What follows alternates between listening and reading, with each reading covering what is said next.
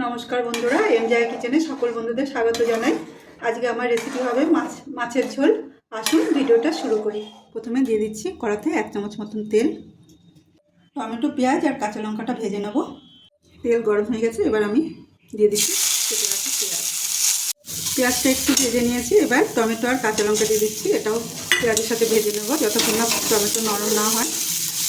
সঙ্গে একটু নুন দিচ্ছি যাতে টমেটো আর পেঁয়াজ তাড়াতাড়ি নরম হয়ে যায়। ভালো করে ভেজে নিয়েছি। আর এই যে টমেটোর খোসাগুলো, এগুলো আমি সব তুলে নেব। সব খোসাগুলো তুলে নিচ্ছি টমেটোর। এটা ভেজে নিয়েছি, এটা আমি নামিয়ে ঠান্ডা হতে দেবো। কড়া বসিয়ে দিয়েছি। গরম জলের মধ্যে সম পরিমাণ সব মশলা, কাশ্মীরি লঙ্কা গুঁড়ো, হলুদ, ধনে গুঁড়ো আর জিরে গুঁড়ো সব ভিজিয়ে রেখে দেবো। তেলটা গরম হয়ে গেছে, আর আমি আলু এরকম লম্বা লম্বা করে কেটে নিয়েছি। আমি এবার নুন হলুদ না মাখিয়ে প্লেন আলুটা ভেজে নেবো। লাল লাল করে অনবরত নেড়ে ভেজে নেব।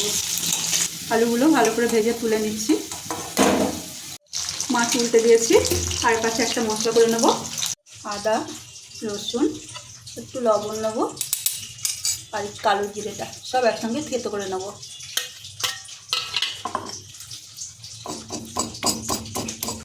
ভালো করে থেতো করে নিয়েছি, এবার তুলে নিচ্ছি। মাছগুলো খুব ভালো করে ভেজে তুলে নিচ্ছি।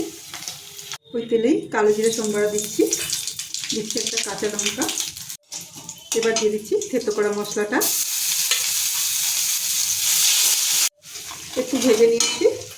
এরপরে খুব সামান্য একটু কাঁচা পেঁয়াজ দেবো আর দিয়ে দেবো ভিজে রাখা মশলাটা। এটা কষিয়ে নেবো লো ফ্লেমে। মশলাটা ভাজা ভাজা হয়েছে, তেল উপরে এসছে। এবার আমি দিয়ে দিচ্ছি ভেজে রাখা মশলাটা, টমেটো, পেঁয়াজ আর কাঁচা লঙ্কা। এবার আমি গ্যাস মিডিয়াম করে মশলাটা কষাবো।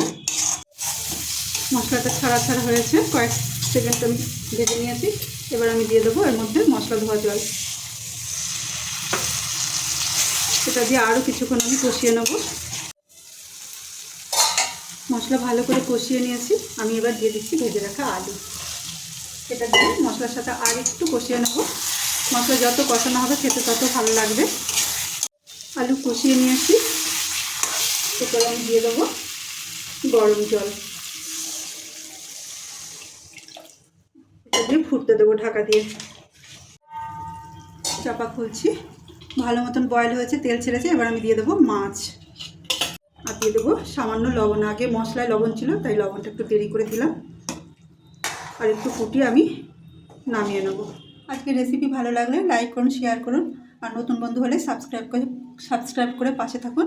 সবাই ভালো থাকুন, সুস্থ থাকুন। আবার আসবো নতুন একটা ভিডিও নিয়ে। Thanks for watching.